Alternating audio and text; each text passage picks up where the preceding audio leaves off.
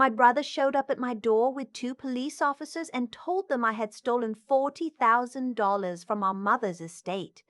I didn't fight. I didn't cry. I just stood there in my pajamas at 7 in the morning, looking at the man I had spent my entire adult life protecting, and thought, of course it ends like this. 36 hours earlier, he had been sobbing on my couch, begging me to help him cover it up. Let me tell you exactly how he built the trap, and how he forgot that I'd been watching him set traps my whole life. I live in a small house in Asheville, North Carolina, the kind of place people move to when they're done with the version of themselves they used to be. I bought it 3 years ago with the advance from a grant I received for my ceramics work. I teach community art classes and sell pieces online. It's not glamorous. It pays the bills most months and doesn't pay them in others. But it's mine. I paid for every cracked tile and drafty window with my own money, and no one can take that from me. My family has always treated this as a kind of cute hobby. My mother spent 20 years telling people her daughter makes pottery, the same tone she'd use to say someone collects buttons. My brother, I'll call him by what he is, not what I used to pretend he was. My brother spent those same 20 years being the one she actually saw. He's 41 now. Good-looking in the way that men who've coasted on charm tend to be a little soft around the edges, always dressed slightly better than the occasion calls for. He manages a car dealership outside Charlotte. He has a nice house, a truck that costs more than my annual income, and a girlfriend who laughs at everything he says. My mother thought he hung the moon. I thought so too, for longer than I should have. Our mother passed 9 months ago. Ovarian cancer, fast and brutal, from diagnosis to funeral in under 4 months. She left a house in Hendersonville, some savings, and a will that split everything equally between the two of us with the stipulation that the house be sold and proceeds divided. Simple, clean, the kind of will that shouldn't cause a single problem. Shouldn't.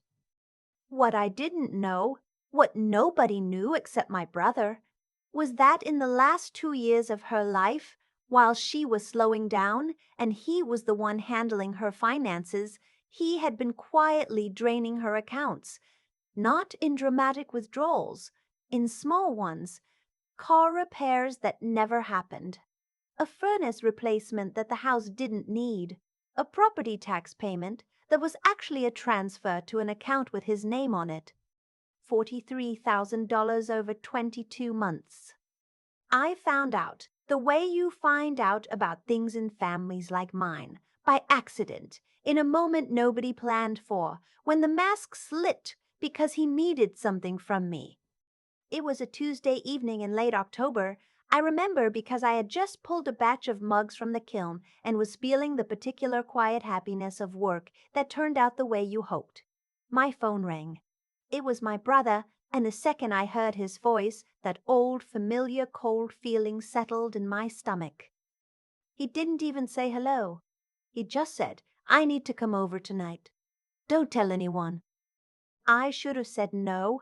I've said no approximately 43 times in my life to my brother, and every single time the family machine has ground me down for it. He was 17 and got caught shoplifting. I said nothing when he let them think it was me. He was 24 and wrecked our parents' car. I helped him file it as a parking lot hit and run.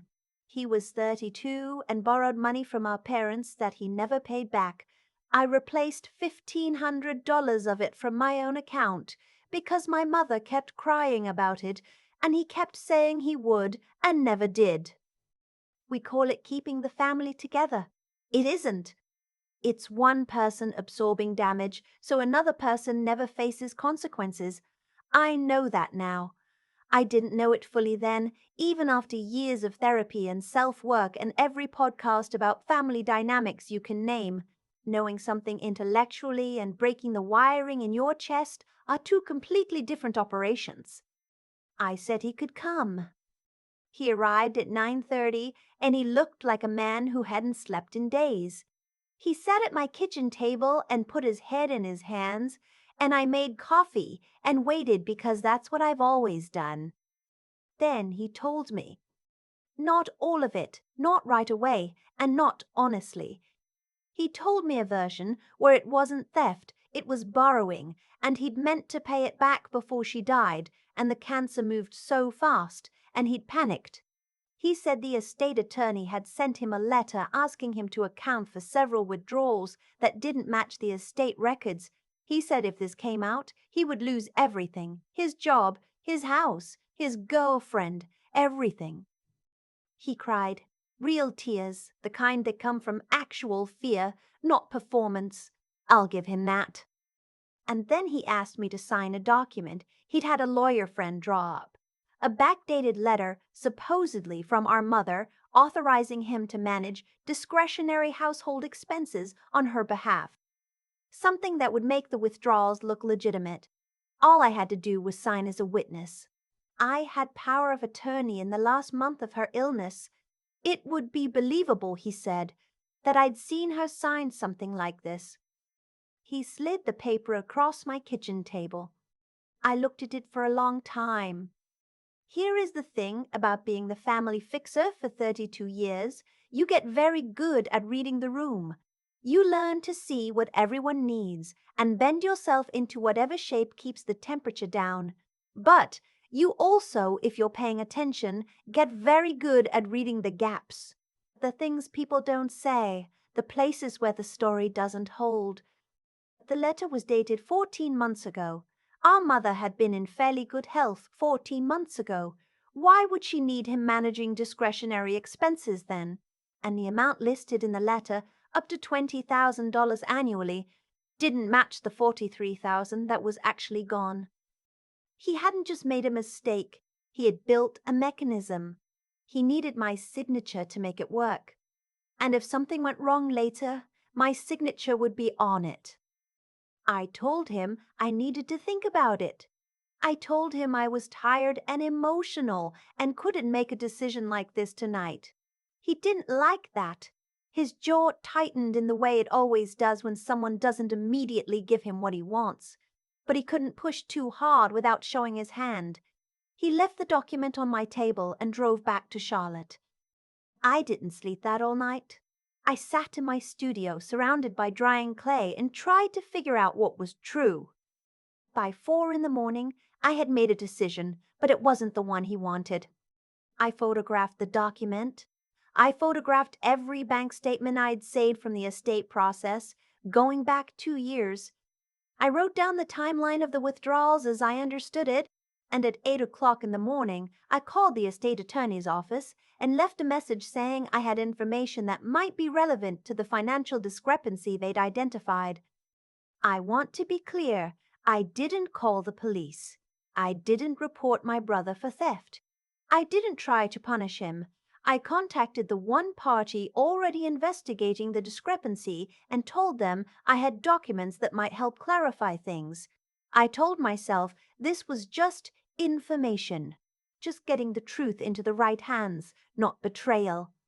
I still felt like I was going to throw up for most of that morning. The attorney called back within 2 hours. I shared what I had. They thanked me and said they would be in touch. I did not hear from my brother for 36 hours. Then I opened my front door, and he was standing on my porch with 2 police officers, and his face had that expression I had never seen on him before.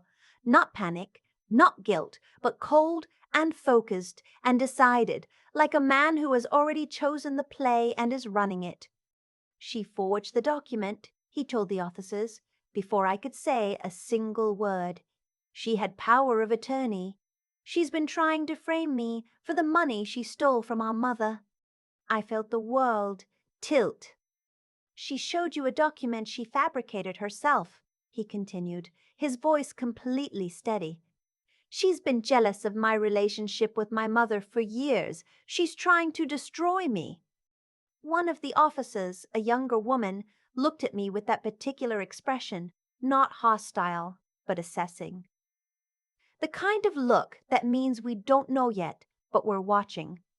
I opened my mouth, and nothing came out. You have to understand something. I have been in therapy for 6 years, specifically to undo the programming my family installed. I have read every book.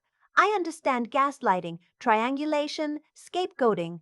I understand my brother has been the golden child since the moment he was born, and that my role in the family system was to absorb whatever he produced. I understand all of this with the analytical clarity of someone who has paid a licensed professional for many hours to explain it to her. None of that helped me in that moment. When the entire apparatus of authority, the police, the accusation, the certainty in his voice, pointed at me and said, "You are the criminal," some ancient broken part of my nervous system just went quiet. Not because I believed him, because my whole life had prepared me for exactly this. For being the one who gets blamed. For the accusation feeling inevitable even when it's a lie. I stood in my doorway in my pajamas while my brother described a version of me that felt both completely false and somehow horribly familiar. I almost didn't say it, but I did. "I want a lawyer," I said, "and I want you to know that I photographed every document before I sent anything to the attorney, including the one he brought to my house Tuesday night asking me to forge our mother's signature." My brother's face did something complicated. The younger officer's eyes moved to him. They didn't arrest me, but they didn't leave either. The next 4 hours were the longest of my life. I stood in my kitchen, wrapped in a blanket because I was shaking and couldn't stop, while the officers made calls and my brother sat in his truck in my driveway, and I tried to find a lawyer on a Wednesday morning on 2 hours of sleep. I got one. She's small and precise and does not raise her voice and is one of the most frightening people I've ever met in the best possible way. She told me to stop talking to the officers until she arrived, and I did, and I've never been more grateful for a single piece of advice. She arrived in 40 minutes. She reviewed what I had. She made a call to the estate attorney's office herself. She came back into my kitchen and told me that the attorney had already flagged 3 of the documents in my brother's records as inconsistent with the others, inconsistent in ways that suggested they had been altered after the fact. She told me the letter my brother had brought to my house, the one asking me to forge our mother's signature, was real. My photographs of it were time-stamped 2 days ago, before any accusation existed, before there was any reason for me to fabricate evidence. The metadata on my phone showed exactly when each photo was taken. He had walked into my house with the weapon, left it there, and then gone home and decided I was the one who made it. The part that unraveled him, the part that he hadn't planned for, was his girlfriend's brother. I didn't know his name until that day. Apparently, my brother had told him about the forged letter plan 2 weeks earlier, looking for a second opinion, and his girlfriend's brother had said no, clearly, stay away from that plan. And then, when the police showed up at my brother's house that morning to question him before coming to me, and my brother told them a version where he had never brought any document to my house and had no idea what I was talking about, the girlfriend's brother called the police tip line. He had written down what my brother told him. Date, details, the specific ask. He hadn't wanted to get involved, but he wasn't going to let an innocent person go to prison to protect a man he didn't trust. He had notes. He had texts from my brother referencing the paperwork situation. He had a voice memo taken during a phone call 2 weeks before any of this happened, of my brother describing the document and asking if it would work. My brother had told the police I created the document. He hadn't remembered who else he'd told the truth. They arrested him outside my house that afternoon. Not for the theft, that came later. For filing a false police report first. Then, over the following weeks, the estate investigation produced enough documentation to file charges for elder financial abuse, which in North Carolina is a Class H felony. I stood on my front porch and watched them put my brother in the back of a police car, and I felt absolutely nothing for about 20 seconds. Then I felt something crack open in my chest. Not grief, not relief exactly, but the specific release of something that has been held very tight for a very long time. He was convicted 8 months later. 18 months probation, full restitution of the stolen funds, and a felony conviction that cost him his job at the dealership. His girlfriend left during the trial. He's living in a rental in Kannapolis, and I am told he does not speak well of me. I'm okay with that. My family, our aunts, the cousins who still sent holiday cards, most of them went quiet when the verdict came in. A few of them reached out to me carefully, the way you reach out to someone when you've realized you misjudged a situation and aren't sure how much you owe them for it. I was kind but clear. I don't need the performance of reconciliation. I'm not interested in being welcomed back into a structure that required me to disappear. But there is one thing that happened in the aftermath that I keep coming back to. 2 months after the conviction, I was at a craft fair in Weaverville, selling mugs, talking to strangers about glaze techniques, doing what I do, and a woman stopped at my table. Probably mid-40s, something careful about the way she held herself, like she was used to taking up less space than she needed. She picked up one of my mugs and turned it over in her hands. Then she said quietly, "How do you know when to stop protecting someone?" She didn't know my story. She was just a woman at a craft fair who asked a question. But I knew exactly what she was asking. I said, "When protecting them starts requiring you to lie about yourself." She set the mug down. She bought it. She didn't say anything else, and neither did I. I think about her sometimes, and I hope she's okay. My mother's house sold in March. After the estate settled and the restitution was factored into the distribution, my share came to just under $60,000. I used part of it to expand my studio. I used part of it to finish paying off my house. And I used $14,000 to create a small scholarship fund at the community college here for adult students returning to education after a life interruption. No restrictions on field of study. No requirement to explain what the interruption was. I named it after my mother, not because she was perfect, not because she saw me clearly, but because she built a life that produced two very different people. And I choose to believe that somewhere underneath the favoritism and the blind spots, she wanted both of us to be okay. I can't prove that, but I don't need to prove it. I just need to be okay. I am. Finally, after all of it, I am. If you've ever been the one in your family who absorbs the damage, who fixes the problems, who gets blamed when the fixing isn't enough, I want you to hear this. The fact that they always come to you isn't proof that you're the problem. It's proof that you're the one they believed would never fight back. They were wrong about that. You can prove it. You get to decide when. The thing I keep coming back to isn't the verdict. It isn't the moment the officer turned to my brother in my driveway, or the way my brother's face changed when he realized the photograph existed. What I keep coming back to is the Tuesday night before any of it happened, when I sat at my kitchen table and looked at that document for a long time and didn't sign it. That pause is the whole story, really. I spent 32 years being the person who didn't pause, who absorbed the hit and moved on and told herself that was love. And there is a kind of goodness in that impulse. I don't want to pretend there isn't. I genuinely did not want my brother to lose everything. Even in that kitchen, at 4 in the morning, even knowing what he'd done, part of me was still calculating how much damage I could absorb. That instinct comes from something real. It comes from caring about people. The problem was that I had spent so long caring about everyone else's consequences that I had stopped asking what was actually true. That's the thing about being someone's safety net for decades.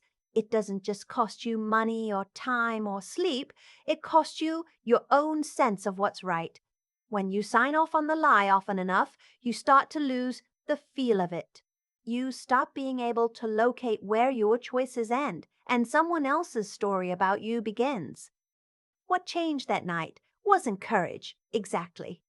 It was clarity. I looked at the document and I asked myself a question I hadn't let myself ask in years. Is this true? Not, is it fixable? Not, will it hurt him? Not, what will the family think? Just, is this true? And once I asked that question cleanly, without the fog of obligation around it, the answer was immediate. It wasn't true. None of it was true. And I was being asked to make my name part of a lie. That's where something in me finally held. I think about the woman at the craft fair sometimes, the one who picked up my mug and asked how you know when to stop protecting someone. I gave her the answer I had earned, when protecting them requires you to lie about yourself. But there's a longer version of that answer that I've been working out ever since. You stop when you realize that the person you've been protecting was never actually protected by you. They were just insulated from the results of their own choices. My brother didn't need me to cover for him. He needed to face what he'd done 20 years ago, and 5 years ago, and last year. Every time I smoothed it over, I was not helping him. I was helping him stay stuck. Real care for someone looks different than that. It's harder and less comfortable, and it does not always end with them thanking you. I don't regret making the call to the estate attorney, not for a second. What I do feel, quietly, is something like sorrow for how long it took me to understand that telling the truth about someone you love is not a betrayal. It's the most honest thing you can do, for them and for yourself. My mother's house is sold. The scholarship fund is running. My studio is bigger than it's ever been. Isabella, the woman at the fair, whose name I eventually learned when she came back the following spring to buy a second mug, told me she'd finally had the conversation she'd been avoiding for 2 years. She said she thought about what I said every time she almost backed down. I'm glad. That's all you can really ask for, that the hard thing you did sends a little light into someone else's hard thing. It doesn't always go that way, but sometimes it does, and that's enough to keep going.